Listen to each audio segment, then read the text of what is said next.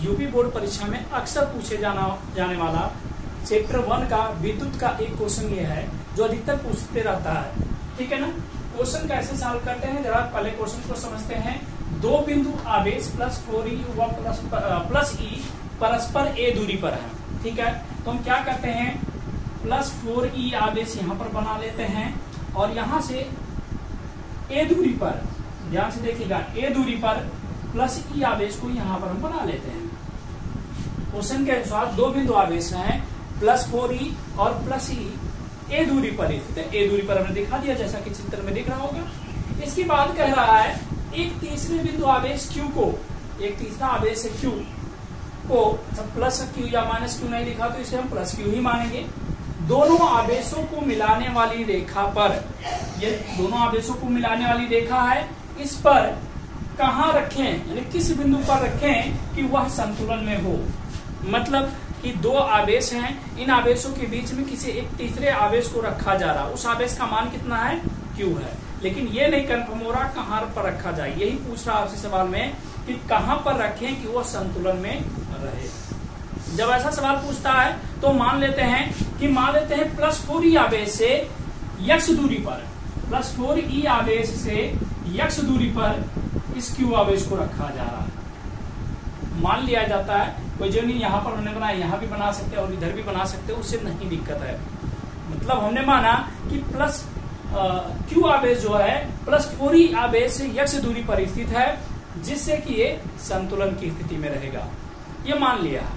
अच्छा, संतुलन की स्थिति क्या होती है, संतुलन की स्थिति ये होगी कि उस पर लगने वाले जो समस्त बलों का परिणामी होगा वो शून्य होगा। यानी इस पर बल कौन कौन से लगेंगे, इस पर इसके कारण एक बल लगेगा, देखिए प्लस 4e है, इसके कारण जो बल लगेगा वो इधर की तरफ लगेगा, चलिए मान लेते हैं इसे F1, और ये प्लस e है, इस पर भी बल लगेगा, इसके कारण इधर बल लगेगा F2, ये भी प्लस आवेश, ये भी प्लस आवेश है, तो प्रतिकर्षित करेंगे। ठीक है ना। तो ये हम क्या करेंगे, दोनों F1 और F2 विपरीत दिशा में लगे हुए हैं। संतुलन की अवस्था में इसका मतलब ये दोनों बराबर रहेंगे। जैसे ये कोई वस्तु है, इसको इधर भी खींच रहे हैं, इधर भी खींच रहे हैं, लेकिन जब बराबर बल से खींचेंगे तो ये अपनी जगह पर स्थिर रहेगा, यानी संतुलन की अवस्था में रहेगा। तो संतुलन की अवस्था में होने की कंडीशन है ये दोनों बल F1 और F2 बराबर होने ही चाहिए। ठीक है, तो हम लोग क्या कहेंगे, अच्छा चित्र में और देख लेते हैं, ये x माना गया है, टोटल a है, तो ये दूरी यहाँ से यहाँ तक की दूरी क्या हो जाएगी, a माइनस x हो जाएगी। मुझे लगता है इसमें तो किसी को दिक्कत नहीं होगी। अगर ये टोटल दूरी a है, ये दूरी x है, तो बची हुई दूरी a माइनस x ही होगी। टोटल में से उस दूरी को घटा देते हैं। ठीक है, अब हम कहेंगे संतुलन की अवस्था में, संतुलन की अवस्था में F1 बराबर F2। अब F1 कैसे निकले और F2 कैसे निकले, F1 और F2 कैसे निकाला जाता है, इसका सूत्र हम पढ़ चुके हैं। कूलॉम का नियम है 1/4 pi epsilon 0 into Q1 Q2। देखिए F1 है, इसके कारण तो Q1 ये है और Q2 ये है, Q1 Q2 बटे R स्क्वायर, R की जगह पर x है तो x स्क्वायर लिख देंगे, इक्वल टू F2 का मान है हम लोग 1/4 pi epsilon 0 into Q1।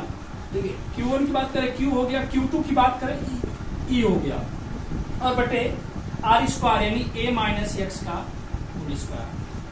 Coulomb का नियम अगर पढ़े होंगे, सूत्र याद होगा, तो सूत्र यही होता है 1/4 pi epsilon 0 into Q1 Q2 बटे R स्क्वायर। तो R का मतलब दूरी, इस चित्र में जब दूरी हम x देख रहे हैं तो x स्क्वायर, यहाँ पर दूरी a माइनस x देख रहे हैं तो a माइनस x का होल स्क्वायर लिखेंगे।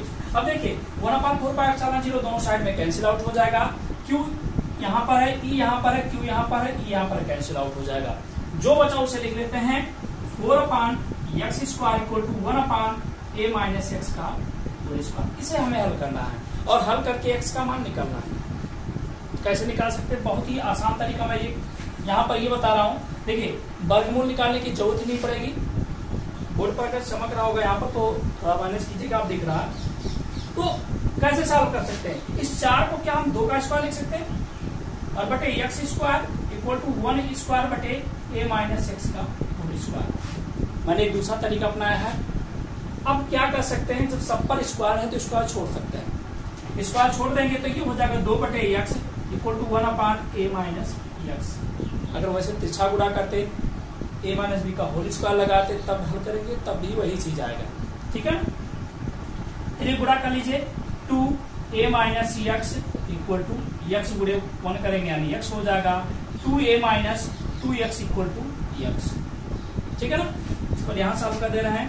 ठीक है, 2a इक्वल टू कितना हो जाएगा x प्लस 2x। ध्यान दीजिए माइनस 2x है, माइनस 2x उधर जाएगा तो प्लस 2x हो जाएगा, यानी 1x प्लस 2x यानी हो जाएगा 3x इक्वल टू कितना 2a, यानी x इक्वल टू कितना हो जाएगा 2a/3। और x क्या माना गया था, x माना गया था प्लस 4e दूरी से x दूरी पर उस आवेश को रखा गया है, यानी 2a/3 दूरी पर अगर इसको रखा जाएगा उस आवेश को तो हमारा आवेश संतुलन की अवस्था में रहेगा। ठीक है, अच्छा अगर मान लिया जाए कि इधर से मान लिया जाता, किसी कोई स्टूडेंट के दिमाग में आता है कि सर प्लस ई की दूरी से प्लस ई से एक्स दूरी पर स्थित है तो क्या होगा, तो अगर हम सॉल्व करेंगे तब हमारा आंसर थोड़ा सा डिफरेंट आएगा, लेकिन उससे परेशान होने की जरूरत नहीं है।